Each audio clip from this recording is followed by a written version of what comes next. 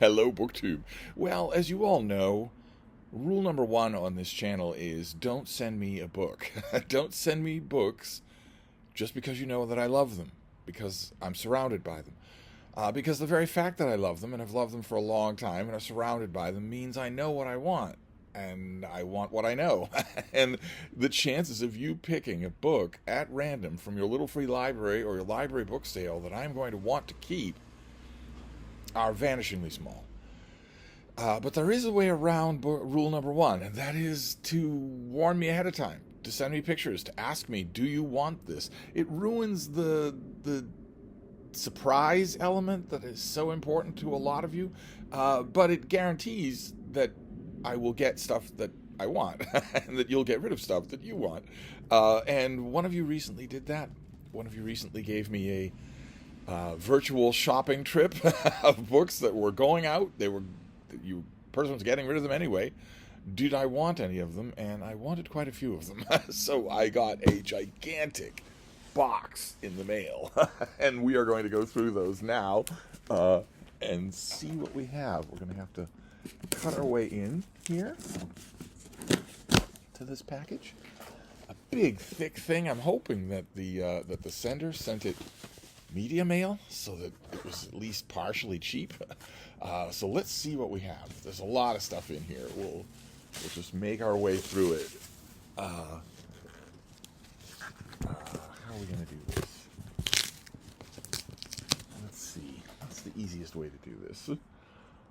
It's a lot of books. It's lots of fun. I mean, I don't deny that this element of things is fun. It's just the waste of time and money element that I don't like when it's done without any warning ahead of time. Oh, all right. So we've got some science fiction here, including a bunch by an author that I really, really like. This is David Drake, who's great at military science fiction. This is grimmer than hell. Okay, great. Well, it's one that I haven't read, and so is this one. This is When the Tide Rises. These Bane covers, they got this cover design that David Drake, I think his last 20 books have been like this. And also Death's Bright Day. And all of these things were either, I don't quite remember their origin story, they were either library book sales or just stuff that had been in this person's collection that was going anyway. We've got more science fiction and fantasy. Yes, we've got Alan Dean Foster.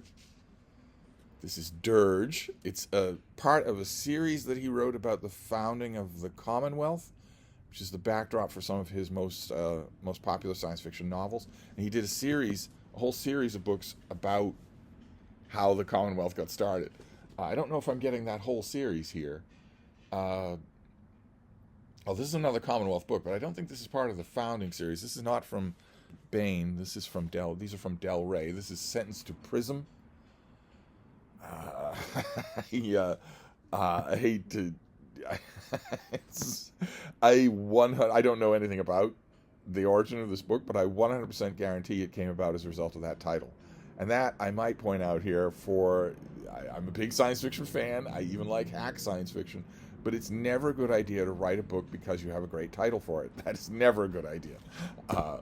What else have we got here? Okay, we've got fantasy. This is Simon Green. I think this is his longest book, Blue Moon Rising. You've got a dragon, swordplay, a unicorn, horrible creatures. It's a standard fantasy. I don't remember if I ever read this. This would be from the 90s, I believe. In 1991. I don't know that I ever read this. But now I have it. I will. Oh, more David Drake. Oh, fantastic. This is Sky Ripper. Boy, I could go on a David Drake bender. I really like the author. Okay, then we have science fiction, nonfiction. This will work for Book Trek. This is something I have read many, many, many times. This is David Gerrold's book, The World of Star Trek. David Gerrold is a C-rate science fiction author who thinks that he is an A-rate science fiction author who wrote a great Star Trek episode, The Trouble with Tribbles. And he was in a perfect position, therefore he was welcomed in every home. He was welcomed at every embryonic convention. So he was in a perfect position to write this book, and it's lots of fun. What else? Oh, there's so many books in here. All right, we've got Janet Morris. This is After War. This classic Bain cover art. This was the art style that they had before. Where is it here? Before they had this art style. They had this art style. And I don't think I know this at all. This is an anthology, it looks like. An anthology of post-apocalyptic fiction. So Janet Morris has a story here, and also the introduction. Greg Benford, Esther Freisner, that's great. Craig Shaw Gardner. Oh, David Drake has a story in here as well. Okay, great, fantastic. Then what else have we got here? Okay, well, this is a little bit late for June on the Range. This is by, I don't know that it even has an author. Is the author Robert Mills? This is Kansan, Across the High Sierra. A Western of some kind or other. It called itself an adult Western. I don't know what that means, or maybe I'm worried that I do know what that means. I'm assuming this is the early 80s, or maybe the 70s, 1980. Way too often in the 70s especially, but also in the early 80s, before it started being mercifully phased out, the idea of an adult Western or adult fiction just in general meant one of two things. It either meant rape or it meant nymphomania, and no physically healthy adult wants to read about either of those. So we'll see. I will put this on the pile. I don't read Westerns except for June on the Range, and June on the Range is over, so I will wait until next year. Okay, more Alan Dean Foster. Cyber Way, another science fiction author that I really like, much like David Drake, but that I don't think I've read this book. Fantastic. Let's see. Oh, okay. This is an Everyman hardcover. I saw the shape that this was in and wanted to save it right away. This is the Everyman Big Book of Nathaniel Hawthorne. Now, this needs a little care, a little love and care, but I wanted to have it because this will have all the Scarlet Letter. It will have probably the entirety of the House of the Seven Gables. It has selections from Twice Told Tales. It has Scarlet Letter, House of the Seven Gables, the Blithedale Romance, and the Marble Fawn. It has selections from Twice Told Tales, selections from Mosses from an Old Manse, and selections from the Snow Image. So a lot of Hawthorne, a bigger selection of Hawthorne than I have anywhere else. Let's see what's next here. Isaac Asimov, who has really, really been growing on me in the course of Rocket Summer. I haven't been making videos, as I should be, but he's really been growing on me. This is The Naked Sun in this cover design. All Isaac Asimov fans know him by his various cover designs because they change all the time, as he's always in print. Okay, this is an old Regency novel. God, this thing might not survive a read. Oh, how wonderful, though. This is Elizabeth Mansfield, A Regency Match. I could swear that I've also read her in the old Signet Regency romances. I don't know. I mean, this may precurse them. It may be before any of them. Alistair Reynolds. Oh, how wonderful. Absolution Gap. Fantastic. I have none of now. I had before now. I had none of Alistair Reynolds in actual print and paper. I have all of him in ebook. Let's see. Okay, another science fiction collection. Is this military science? Is that what this is? Yeah, it looks like it. This is There Won't Be War, edited by Harry Harrison and Bruce McAllister. And it has stories in it from, who do we have here? Isaac Asimov is in here. William Tenn, fantastic, great. Don't have enough of William Tenn. Nancy Collins, oh, fantastic. Kim Stanley Robinson, and also Joe Haldeman, that's wonderful. What do we have for Joe Haldeman? Beachhead. Looks like only one Joe Haldeman story.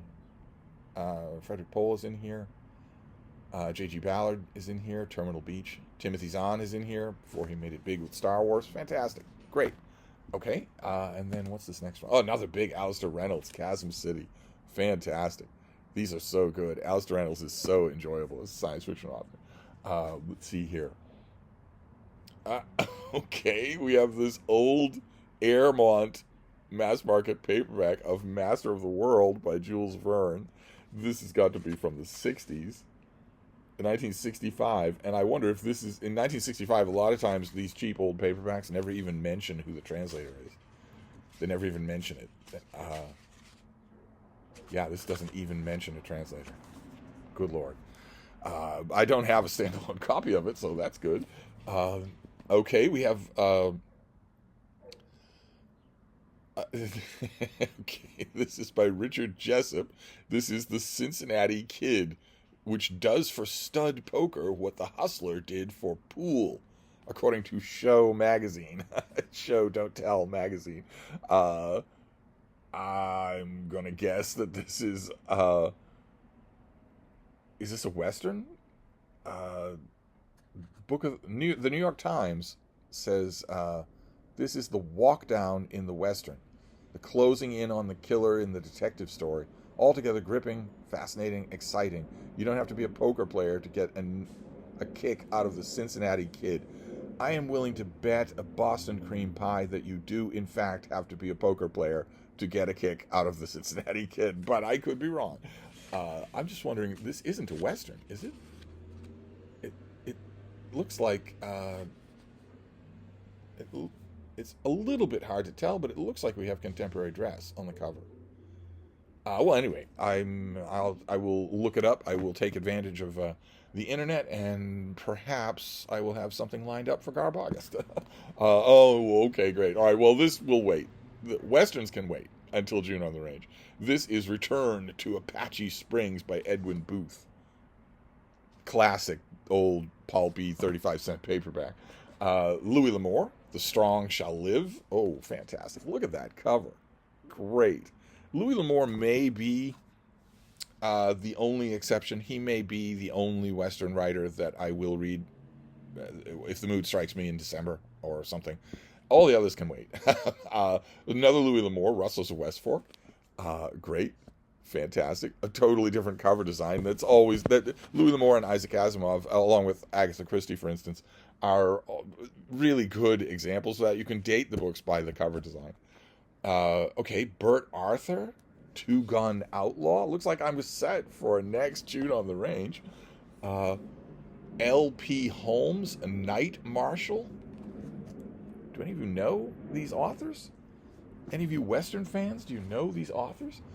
Okay, and yet another cover design. This is Louis L'Amour, Kiowa Trail. Great, fantastic. Louis L'Amour, like I said, he's my only temptation. I love him so much.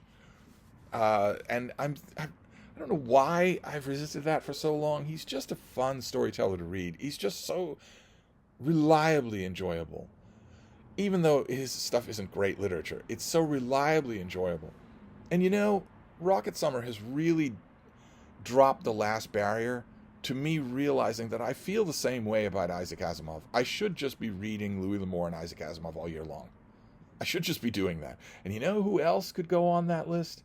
Probably a couple of people, but one name, one big name that keeps coming to mind that could go on that list, Mishner. I love him, and I always feel like I need to put an asterisk next to that, or put it in parentheses, or put it in a footnote, and I don't know why. I don't know why. None of us needs to do that. None of us needs to do that. We don't need to make any excuses for who we like. Anyway, what is this? Oh, an old Harlequin intrigue. Good Lord, what is this?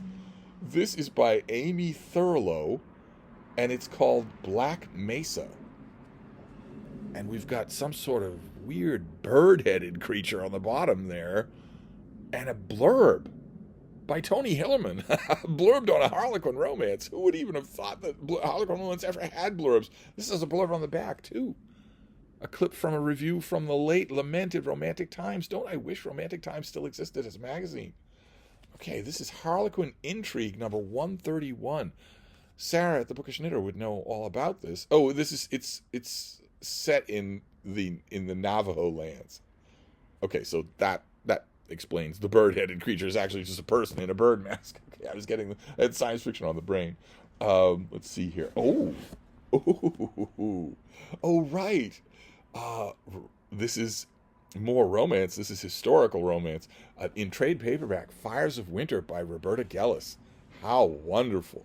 And there is the artwork on the back, so that even if you don't know anything, you could try to guess the time period here. It's obviously going to be medieval England.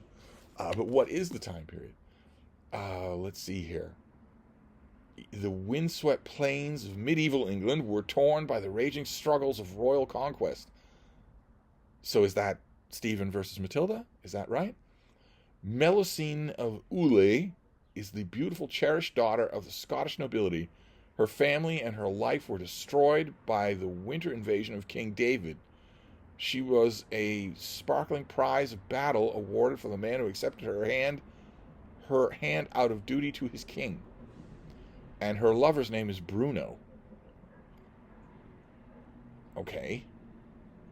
All right, well, so we're dealing with Scottish history, is that right? Let's take a look, take a wee peek. Now, ordinarily, the historical romances will start with a little date up at the top. This one doesn't. All right, well, I haven't read it, so that's the key. Oh, oh, fantastic. All right, you need some love and care, don't you? This is just perfect timing. This is a Penguin classic. This is a Penguin classic of the first volume there. I think it's 3-volume translation and edition of Capital by Karl Marx. And this is the Ben Fowkes, Fowkes translation. This great big thing. It's seen better days, but I will reinforce it. I really wanted, I don't know that I'll read all of this, but I really wanted to have this as a reference because there is a new translation of Capital coming out. We've seen it on this channel. It's, I think, 2 months from now, something like that. And the minute I got it in the mail, I thought, oh, I wish I still had this. I looked in my Penguins. I didn't find this at all. I once upon a time did have it. Once upon a time, I saw all the Penguin volumes at the Brattle, but they went one way or another. They aren't here anymore, so very happy to have this. We'll put this over here. Okay, looks like we're done with the mass market paperbacks. We're just going to have other things to do here. Oh, okay. All right, this is Brian Herbert and Kevin Anderson, who are most famous for their Dune pastiche novels, but this is something they did without it being Dune. This is Hellhole, Inferno. So I guess it can't decide what it wants its title to be, but this is a collaboration of theirs that I guess doesn't have anything to do with Dune. Yeah, this doesn't have anything to do with Dune. How interesting. Okay, well that's actually interesting for me because I don't like the desecration that these two have worked on Frank Herbert's Dune books. I don't like the Dune pastiche novels that they do. Not only are they boring and flat, but they shouldn't exist at all. Just because his last name is Herbert. They shouldn't exist at all. And I have sometimes worried that I wasn't giving either one of these guys a fair shake as a writer because I didn't like the project they were engaged in. This is a perfect example for me to look at them without that, because here they are writing something that isn't someone else's life work. That's great. Oh, all right. Speaking of writing something that is someone else's life work, this is Roger McBride Allen, and this is one of his robot books. One of his books set in Isaac Asimov's robot world. The world of Robbie the Robot and iRobot and whatnot. Asimov wrote a whole bunch of these, set up a whole world of robotics, and then unfortunately died. So this is an Isaac Asimov pastiche novel.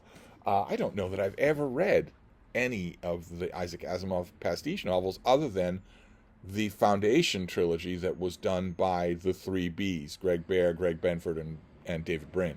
I read those, and I quite like them, but I don't think I've read anything else. Okay, we've got more Westerns. This is Janice Holt Giles, and this must be a book club edition, but this was a very popular book when it came out, which was, I want to say, the early 1960s? 1960, yeah, the year 1960. This is Johnny Osage. Look at that cover, huh? This was once very popular. How wonderful to have it in this edition. Look at that. There's just nothing on it at all. I'll have to look into what the actual provenance is. Oh, okay, great. This is a book club edition. This has been beaten up, but this is good. I want this book, and I I have it as a mass market paperback, and it's too big to really stand up to a mass market paperback reading. This is The Winds of War by Herman Wouk, who is I think this book and its sequel, War and Remembrance, are underrated as World War II historical fiction. And here we have I don't know if you can tell.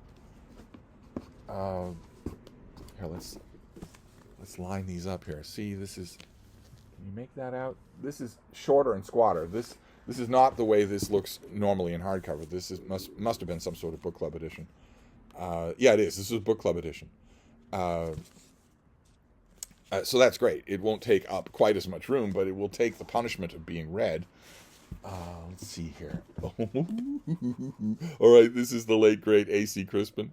A good writer and a good friend, a good teacher to writers. And this is her Star Trek epic, Sarek, which I did for Book Trek. I've talked about this on Book Trek. When I read this originally, I thought it went on way too long. I thought it was way too belabored. And when I reread it, I saw a lot more of what Crispin was doing. That's with this author, that's always almost a guarantee that you're going to do that. I saw a lot more of what she was doing, and I liked a lot more of it. So I'm very glad to have, the big stately hardcover. Okay, then we have another Star Trek hardcover. This is by Michael Jan Friedman, and this is something that... Did we see Michael Jan Friedman already? This is something that I have only read once. I read it back when it came out in the 90s. Is that right? The 1990s? 1993. And have never gone back to it. And we are in Book Trek. We are in the summer of Trek, of reading Star Trek fiction. This is his book, Shadows on the Sun, in a hardcover. Great. This is an ex-library copy, so it's got this covering on it. I will give it a read. I will read this for Book Trek. That's great. And then finally we have the last book here. So let's get the box out of the way. Oh, okay, great. Great. This is a bit of a classic that I don't think I have ever read. I've seen it. It's in every bibliography on the subject. This is by Anthony Verrier, and it's called The Bomber Offensive. And it's from, I think, the 1980s. Oh, no, 1968. The exciting saga of the American and British strategic bomber offensive against Germany from 1939 to 1945. What I gather from its ubiquity in bibliographies is that it is seminal, that a lot of people who've read this subject read this book, but the study of the subject has moved on from, I think, the angle that this author takes. Because this is saying the exciting saga. I know the author doesn't write the cover copy, but I'd be willing to bet that the author doesn't view this as a war crime. And one of the tells that I think that you have there is the word strategic, because I don't know about 1939. David Murphy would probably know about 1939, but in 1945 there was nothing strategic about the Allied bombing of Germany. Germany was a helpless, prostrate nation and was being bombed mercilessly day after day, week after week, simply out of revenge, simply for punitive reasons, simply to kill civilians. There's a word for that. It didn't exist when the war started, but it exists now, and maybe that makes this all the more valuable to read because it was written before a lot of that thinking took place. Yeah, this is something of a classic. So I'm glad to have it. I will give this a read this summer. This is the sort of thing that if I saw this at the Brattle, I would have grabbed it. In fact, quite a few of these are. So there you go. Way too many to do a Steve Pyramid, but if you're watching, if the sender is watching, thank you. Thank you very much. There's a lot of stuff here that I'm going to dig into. There are a couple of items here that I'm going to dig into right away. I'm going to read right away. The Book Trek stuff, the Rocket Summer stuff. Some of the stuff here I'm going to read right away. Although the Bomber Offensive is really pulling at me, obviously. But anyway, there you go. That is a big, generous book gift haul. It's just wonderful, just wonderful. I will pile all these up and glom all over them and inventory them and whatnot. When I read them, especially those Book Trek books, I will report back. So, rule number one: safely skirted. Which is what we want here. If you really want to surprise me with a book, so you don't want to give me an inventory or pictures. In this case, I was sent pictures. If you don't want to do that, that ruins the surprise somehow, ruins the unpredictable serendipity element. The other way to do it is to call in store credit at the Brattle. I don't know what I'm going to find at the Brattle, obviously, since their stock is changing all the time. And that way, you will be surprising me with a book. In a way, it's the only other way, because you going to Books A Million and getting a book that, Steve's often says he likes history, and sending that to me is doomed to failure. But this... Also, I have the Penguin Das Kapital, Volume 1. That's wonderful. That's useful. So anyway, that is the day of one of the day's mail hauls. I will be back with others, I'm sure, so I will see you then. Thank you, BookTube.